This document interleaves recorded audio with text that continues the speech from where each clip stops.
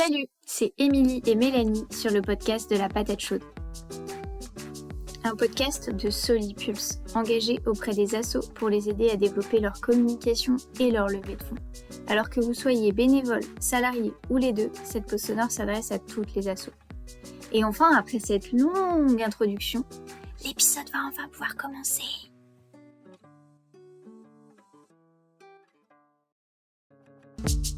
Aujourd'hui, on a le plaisir d'échanger avec Sandrine Goater. Donc Sandrine, vous êtes engagée auprès des assos. Donc voilà, est-ce que vous pourriez nous dire en 2 mots en quoi cela consiste ? Oui, bien sûr. Bonjour Émilie. Donc je suis effectivement avocate pour des assos, des fondations, des fonds de dotation. Je travaille en conseil, je ne fais pas du tout de contentieux. Et je m'occupe des aspects fiscaux, puisque c'est ma formation de base, et juridique, tout ce qui peut être contractuel, structure, statut, gouvernance, voilà. Délégation de pouvoir aussi. Voilà l'essentiel en fait. Super, merci. Donc aujourd'hui, on va s'intéresser à la générosité du public. Et donc dans ce cadre-là, pour nous jeter directement dans le vif du sujet, est-ce que vous auriez des recommandations pour des assos, petites ou grandes, mais plutôt petites, qui veulent se lancer dans la générosité du public ? Voilà. Quels seraient les conseils que vous pourriez leur donner ? Alors, les conseils que je peux donner, c'est déjà de bien avoir en tête que l'appel public à la générosité repose sur la confiance, c'est vraiment l'enjeu, et que de fait, ça induit une obligation de transparence dans le message qui est formulé pour la collecte, de transparence sur l'utilisation qui va être faite des fonds, affectés, non affectés, prélèvements de frais de fonctionnement ou pas. Donc il faut que les messages soient vraiment très clairs. Au-delà de l'obligation de transparence, il y a aussi une obligation de traçabilité, donc qui est plus comptable, mais qui a des incidences juridiques, puisque c'est ce que peut vérifier la Cour des comptes ou la Chambre régionale des comptes si elle vient à contrôler l'organisation.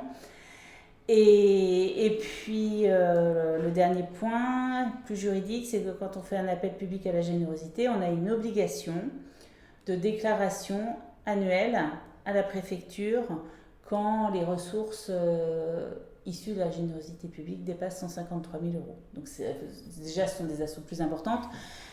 Sachant que pour un fonds de dotation, il n'y a pas de seuil de 153 000 euros. Dès qu'un fonds de dotation fait un appel public à la générosité, il doit demander une autorisation. Ce n'est pas une déclaration, c'est une autorisation et sans seuil. Voilà. D'accord, donc même pour 1 000 euros, un fonds de dotation est obligé il est contraint beaucoup plus, et c'est une demande d'autorisation qui n'est pas rétroactive, donc il faut essayer de la faire en fin d'année pour l'année suivante. D'accord, ok. Et quand vous parliez de traçabilité, du coup, ça veut dire qu'on peut dire, moi j'ai donné 10 euros pour un projet, et du coup l'association doit pouvoir être en capacité de dire que mes 10 euros sont allés au projet. Exactement, non, c'est exactement ça. C'est que si vous dites j'ai 10 euros pour ce projet, si vous devez être en capacité de démontrer que vous avez bien utilisé l'argent conformément à ce que vous aviez promis. Donc c'est là la confiance qu'il y a dans cette générosité publique. Et souvent, c'est grâce à une comptabilité analytique. Après, si vous n'en avez pas, il faut être en capacité de le démontrer d'une manière ou d'une autre. Voilà. Et d'un point de vue formalisation, est-ce qu'une association qui voudrait faire appel à la générosité du public doit le mentionner dans ses statuts, par exemple ? C'est mieux. Oui, il faut le mettre, que c'est possible, en fait. Que c'est un moyen d'action de l'association. Oui, que l'association en fait le fasse ou pas. Du coup, oui. Elle a la possibilité d'avoir recours à la générosité publique. Voilà, donc en fait, à la limite, par tranquillité, autant le mettre du départ que c'est une possibilité. Ok. Là, on était sur les bonnes pratiques. Est-ce que dans votre expérience, vous avez identifié des erreurs un peu récurrentes qu'il peut y avoir dans le cadre d'appel à la générosité du public ? Les erreurs, ça va être le pendant de ce que je viens de dire. C'est parfois de ne pas être très clair sur ce qu'on va faire des fonds obtenus. et de se dire, de toute façon, c'est évident qu'on a besoin de prélever des frais de fonctionnement, sinon on ne pourrait pas fonctionner. Sauf que si vous n'avez pas averti les personnes qui vont vous donner, vous n'avez pas le droit d'affecter à autre chose que ce pourquoi vous avez promis une affectation. Donc en gros, si vous avez une affectation précise et que vous souhaitez parallèlement prélever soit des frais de collecte, soit des frais de fonctionnement, il faut en informer préalablement, donc par les petites clauses qu'on peut voir avec des renvois, chacune des personnes qui va vous donner. Et si l'appel à dons est fait pour dire, je donne pour soutenir l'action de l'association, là du coup ça partirait qu'au projet. En revanche, exactement, mais n'importe quel projet. D'accord. Si c'est l'action ou les actions. Par contre, si c'est je donne pour soutenir l'association, là l'association peut en disposer comme elle veut. Tout à fait. Là elle n'a plus besoin de dire ce sera pour des frais de collecte ou des frais de fonctionnement, etc. Tout à fait. Là, c'est vraiment en termes de... C'est le pointillisme juridique et vraiment les mots qu'on peut utiliser qui permettent de déterminer ce qu'on a promis et donc ce qu'on doit tenir. D'accord. Et un dernier point, je pense que les appels publics à la générosité supposent quand même, donc il faut que ce soit prévu dans les statuts, ça suppose une relative implication du conseil d'administration de la structure, puisque ça a un impact forcément sur la visibilité que ça donne à la structure. Et je pense qu'il faut que le conseil d'administration décide de faire tel ou tel appel à la générosité. C'est toujours mieux que de prendre l'initiative, puisqu'après, il y a quand même toute une teneur des messages, etc. Il faut être vigilant sur les conséquences, puisque quand on fait des appels publics à la générosité, au-delà de 153 000 € pour une asso, on rentre dans le champ des contrôles de la Cour des comptes et de la Chambre régionale des comptes. Donc avec les incidences que ça peut avoir, puisque les rapports sont publics. Et du coup, ça veut dire qu'il faut que la volonté de lancer une campagne d'appel à dons apparaisse, par exemple, dans les différents comptes rendus ou documents de l'association. Moi, je considère que c'est mieux que le conseil d'administration décide de faire une campagne ceci, ou à minima le bureau. Après, il faut regarder comment sont rédigés les statuts. Peut-être que c'est pas le conseil d'administration qui est compétent pour décider de ça, mais c'est quand même c'est extrêmement impliquant en fait pour une structure. Oui, donc il faut une trace un peu officielle. Voilà. Ok. Quand on parle appel à la générosité du public, on parle souvent d'équivalence de dons. Donc avec X euros, vous contribuez à... et donc voilà, ces données sont souvent données à titre d'exemple.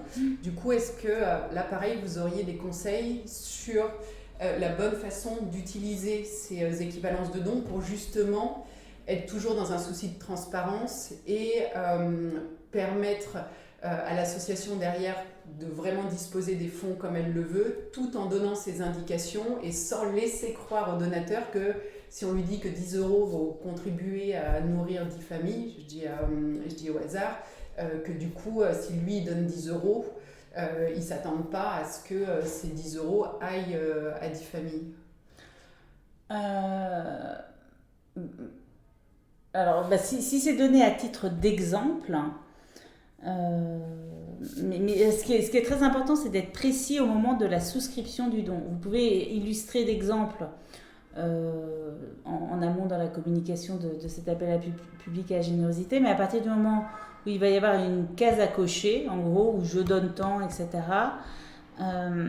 c'est là que se situe l'affectation ou la non-affectation à un objet précis, et c'est là que tout se joue d'un point de vue contractuel, en fait.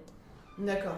Donc c'est vraiment ce qu'on disait tout à l'heure avec je soutiens l'action ou je soutiens l'association, c'est vraiment cette dimension. Oui, c'est tout à fait ça. Et après, le fait de communiquer sur la réduction d'impôt à laquelle peut avoir droit le donateur ou le mécène, ça c'est absolument autorisé de dire finalement quand vous nous donnez 100, ça vous coûte que 40.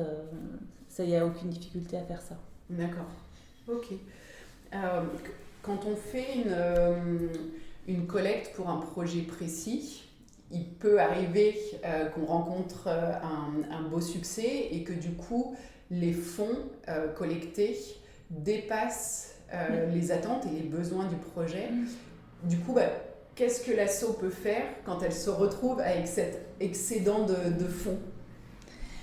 Alors, soit ce point a été anticipé au moment de la collecte et il a été prévu une affectation, mais il y a un petit renvoi qui permet de signifier qu'en cas d'excédent de collecte, le mécène autorise le conseil d'administration à réaffecter à des actions proches ou autres. Donc là, il y a beaucoup de rédactions qui sont possibles. Soit ça n'a pas été anticipé, et à ce moment-là, il faut retourner voir les donateurs ou les mécènes pour leur demander s'ils accepteraient une autre affectation que vous allez leur proposer. Et dans ce cas-là, soit ils acceptent et c'est reparti, donc vous pouvez utiliser l'argent, soit ils n'acceptent pas. Et à ce moment-là, vous êtes dans l'obligation de restituer les fonds et eux sont dans l'obligation de vous restituer, ou en tout cas de ne pas utiliser le reçu fiscal que vous aurez émis. Voire potentiellement, si ça se passe un an plus tard, par exemple, qu'on se rend compte que l'argent n'a pas pu être utilisé, ils seront obligés de modifier leur déclaration fiscale. Donc souvent, ils préfèrent finalement accepter la nouvelle affectation.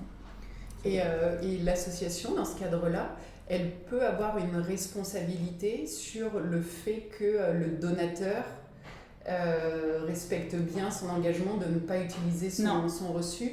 Il faut informer. Si vous remboursez l'argent parce que vous n'avez pas pu respecter l'affectation initiale et que la nouvelle affectation n'est pas acceptée, il faut informer le donateur qu'il ne peut pas utiliser le reçu fiscal. Après, qu'il vous le retourne, de toute façon, les reçus sont plus papier, ils sont dématérialisés, donc ça ne change pas grand-chose. Mais il faut surtout lui dire qu'il ne doit pas l'utiliser. Et que, voilà. Et à partir du moment où l'asso a informé, ça suffit. D'accord. Non, vous n'avez pas contacté le centre des impôts pour lui dire que le reçu ne peut pas être utilisé. Ouais, du coup, oui, c'est bon. Bon, top. Et j'avais une autre question par rapport aux réponses, à la réponse que vous avez faite, c'est par rapport à l'information des donateurs. Est-ce qu'il faut solliciter, si ça n'a pas été prévu au préalable, est-ce qu'il faut solliciter tous les donateurs ou est-ce qu'on regarde par ordre d'arrivée et on contacte juste ceux qui sont au-dessus du montant qui était prévu? Non, alors là, il faut. Moi, ce que je ferais, je sais pas, là, c'est plus comptable quand même. Mais il faut pas. Il y a forcément des donateurs pour lesquels l'affectation a été respectée. Donc on peut considérer que par exemple c'est les premiers arrivés qui ont été utilisés, etc. Et vous prenez, c'est à partir du moment où le montant est atteint, tous ceux qui ont donné. Ça peut être potentiellement cela. Ou alors, plus simple, mais je ne sais pas si c'est conforme à la comptabilité, c'est de prendre plutôt les gros montants parce que ça vous en fera moins. Oui, donc, donc ça, vous vérifiez avec votre expert comptable que c'est possible, finalement, de dire on a juste 3 personnes qui nous avaient donné plus et qu'on préférait contacter, parce que ça peut être assez fastidieux quand même de... Oui, suivant l'excédent collecté. Donc l'idéal restant de prévoir sur le bulletin de don l'autorisation pour le conseil d'administration en cas d'excédent de réaffecter à des missions proches, etc. Et du coup, ça appliquerait les mêmes règles pour un projet qui finalement ne pourrait pas du tout voir le jour? Et oui. C'est la même situation. Oui, en fait, vraiment, c'est une promesse que vous faites et c'est une condition. Le non-respect de l'affectation est une condition résolutoire du don. C'est le seul cas où un don peut être annulé. Normalement, le don, il est définitif. Mais si vous n'avez pas respecté cette condition d'affectation, c'est résolutoire. Ça veut dire que substantiellement il n'a pas été fait, on n'a pas respecté la volonté et on doit rendre puisque cette affectation était quelque chose de très important pour le donateur et qu'il n'aurait pas donné sans cela. D'accord, ok. Mais on a toujours la possibilité de lui demander s'il souhaite qu'on le réaffecte. Ok. Et là, par rapport s'il accepte, en fait, c'est mieux. D'accord. Vous lui proposez. Et c'est mieux de lui dire, est-ce que vous acceptez, on vous propose telle autre affectation, est-ce que vous l'acceptez plutôt que est-ce que vous souhaitez, parce que ça fait un truc ouvert et là, ça risque d'être un peu long à renégocier. Et là, je suis en train de penser, absence de réponse du donateur, ni dans un sens ni dans un autre, du coup... alors il faut lui dire que, normalement, moi j'ai tendance à penser qu'il faut lui réécrire en lui disant, mais on n'a pas noté votre réponse, Là, on vous repose la question et si vous ne nous répondez pas sous 30 jours ou 60 jours, enfin, vous voyez, on considérera que vous êtes d'accord. D'accord. Voilà. Oui, Bon, après, c'est peut-être un peu... vous pouvez toujours prendre l'idée de lui rendre l'argent, mais je pense qu'on peut aussi dire que qui ne dit mot consent. Voilà. Le tout, c'est d'être transparent et d'avoir insisté. D'accord. Donc, tout à l'heure, vous nous parliez, Sandrine, de la défiscalisation et la possibilité pour les assos de mettre sur leur page de dons les informations fiscales, les réductions, les déductions fiscales dont pouvaient bénéficier les donateurs en termes de montant. Du coup, quels critères doit remplir une asso pour justement pouvoir prétendre à émettre des reçus fiscaux et à faire bénéficier ces donateurs d'une déduction fiscale? Alors, le droit commun, c'est-à-dire hors spectacle vivant et exposition d'artistes contemporains, le droit commun, c'est l'intérêt général. Donc, il faut qu'une association ait une gestion désintéressée. Je dis association, mais c'est pareil pour les fondations et les fonds de dotation. Donc, gestion désintéressée. Ne pas agir au profit d'un cercle restreint de personnes, avoir des activités fiscalement non lucratives à titre principal, donc ça veut dire qu'elles peuvent avoir un tout petit peu d'activité commerciale entre guillemets, mais pas trop, très très minoritaire. Agir dans le cadre des activités visées aux articles 200 et 238 bis du Code général des impôts, à savoir être philanthropique, humanitaire, blabla, enfin, il y a toute une liste sociale dans laquelle il faut s'inscrire. Et puis avoir réaliser ses activités en France ou sur le territoire de l'Union européenne. Cette dernière condition, c'est une condition de principe et les exceptions, c'est pour tout ce qui est humanitaire, environnement, etc. Où là, ça peut être dans le monde entier. D'accord. Et on voit pour la générosité du public, toutes les dimensions fiscales, qu'il peut y avoir des fiscalisations à hauteur de 66% du montant du don ou 75%. Oui. Du coup, c'est quoi la différence pour chacun? Alors, le principe général de la réduction d'impôt sur le revenu, donc là on est sur les particuliers, c'est un taux de 66% de réduction d'impôt dans la limite de 20% du revenu imposable. Ça veut dire que si quelqu'un vous donne 100, il va avoir une réduction d'impôt de 36 et du coup ça va lui coûter, j'ai dit 36, 66 et ça va lui coûter 34. Voilà. L'exception, c'est pour les dons aux organismes d'aide aux personnes en difficulté. Donc, dans la limite de dons de 1 000 €, le taux de la réduction d'impôt est porté de 66 à 75%. Donc, voilà. Et donc, quand on fait un don à un de ces organismes d'aide aux personnes en difficulté, typiquement Restos du Cœur, Secours catholique, si le don fait 1 500, on va avoir une réduction d'impôt de 75 sur 1000, puis sur les 500 qui restent, de 66%. D'accord, ok. Et par rapport à ces reçus fiscaux, est-ce qu'il y a des bonnes pratiques ou des erreurs à éviter pour quand on les émet? Alors en fait, les reçus fiscaux, ils doivent suivre un modèle qui vient d'être mis à jour. Donc si vous tapez CERFA 11 580 étoile 05, c'est le dernier modèle. Tout frais, il a 6 semaines. Et donc... la nouveauté, c'est qu'il prévoit le numéro de sirène de l'association ou du fonds de dotation, peu importe, qui doit être indiqué. Il prévoit maintenant la case fonds de dotation, si on est un fonds de dotation. Et c'est l'essentiel en fait de cet acte. Et donc en fait, il faut reprendre, pas forcément la liste de tous les organismes, mais il faut reprendre toute la description de l'organisme bénéficiaire des dons, tout ce qui concerne le donateur, son nom, son prénom, son adresse, etc. Et tout ce qui concerne le don en lui-même, à savoir son montant ou sa valorisation, si c'est un acte authentique ou pas. Enfin voilà, il y a des petites cases à cocher, il doit être daté et signé. Donc ça, c'est le modèle à respecter que vous pouvez mettre avec votre logo et en le synthétisant un peu, mais en reprenant... Enfin voilà, il y a des incontournables. que je viens de vous exposer. Et puis les reçus fiscaux, vous devez les émettre, comme c'est le cas pour les factures, ça doit être chronologique, ininterrompu, etc. Donc il faut que les numéros soient chronologiques. D'accord.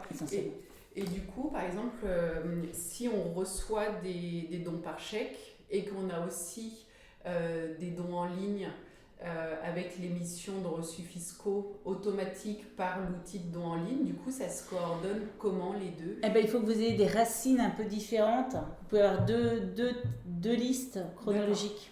Ce qui est automatique et puis ce qui est à la main, par exemple. Ah oui, c'est donc pas obligé d'être sur la même liste, on n'est pas obligé d'avoir une seule liste. Non, mais voilà, ça peut être 2023 et puis après 001. Et en fait, vous pouvez mettre une lettre pour ce qui est automatique et puis une autre lettre pour ce qui ne l'est pas. D'accord, ok. On peut tenir deux... voilà, mais ce qu'il faut, c'est qu'à chaque fois, ce soit documenté, déjà que vous expliquiez bien, normalement votre expert comptable ou votre commissaire aux comptes, s'il y en a un, doit vérifier tout ça. Vérifier en fait que les deux listes sont compatibles et que surtout il n'y a pas de trou, il n'y a pas de saut, il n'y a pas de... Voilà. D'accord. Et une question me vient, si une asso s'engage à fournir de l'information sur le suivi de son projet à ses donateurs et qui ne respecte pas cet engagement-là. Donc il y a un risque qu'ils déçoivent ses donateurs et que les donateurs souhaitent plus soutenir l'asso dans le futur. Au-delà de ça, est-ce qu'il y a des risques juridiques de ne pas tenir son engagement, de rendre des comptes ? Le risque, c'est de tomber sur un donateur qui tient absolument à avoir ces informations et qui vous dira que pour lui, puisque vous lui aviez promis, c'était une condition substantielle de son don, etc., et qu'il les veut absolument. C'est aussi, en cas de contrôle de la Cour des comptes ou de la Chambre régionale des comptes, qu'il soit relevé que vous aviez promis et que ça n'a pas été respecté, sachant que c'est quand même un vrai souci quand les rapports de ces organisations sont négatifs ou émettent des réserves. Voilà, c'est essentiellement ça en fait. Donc oui, au-delà de la fidélité que permet de rendre les comptes, si on a annoncé qu'on le faisait, dans tous les cas, il faut s'y tenir. Ce que je disais au début, c'est qu'on est vraiment sur une relation de confiance.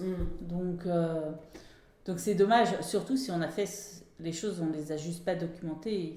À ce moment-là, ça peut valoir la peine de documenter, de rendre les comptes qu'on a promis de rendre. Oui, il faut vraiment s'appliquer la règle du on dit ce qu'on fait et on fait ce qu'on dit. Exactement, sinon on ne dit pas. Oui, d'accord. C'est pas obligé. Mais après, l'obligation qu'on peut avoir, si on fait des appels publics à la générosité donc on excède le seuil de 153 000 €, et je ne vous parle pas des fonds de dotation où il n'y a pas de seuil, il y a l'obligation comptable, donc c'est pas juridique mais c'est comptable, d'établir un compte emploi ressources qui permet aux gens, à vos donateurs, de suivre pour 100 € combien est utilisé pour l'émission, combien est utilisé pour le fonctionnement, combien est utilisé pour la collecte. Et pour les fonds de dotation, là, il y a le rapport d'activité maintenant est très documenté. Ça fait 6 mois que ça ne fait même pas.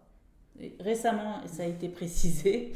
Ce que devait comprendre le rapport d'activité des fonds de dotation. Et il y a vraiment beaucoup de choses sur l'utilisation des fonds, etc. D'accord, oui, il y a vraiment une traçabilité de l'utilisation tout à fait. De l'utilisation des fonds qui est recherchée.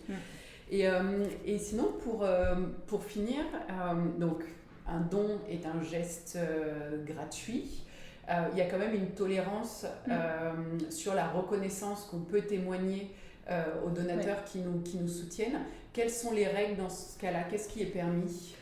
Alors pour un mécène ou donateur personne physique, il y a un double plafond en termes de contrepartie pouvant être accordée à titre de remerciement pour un don.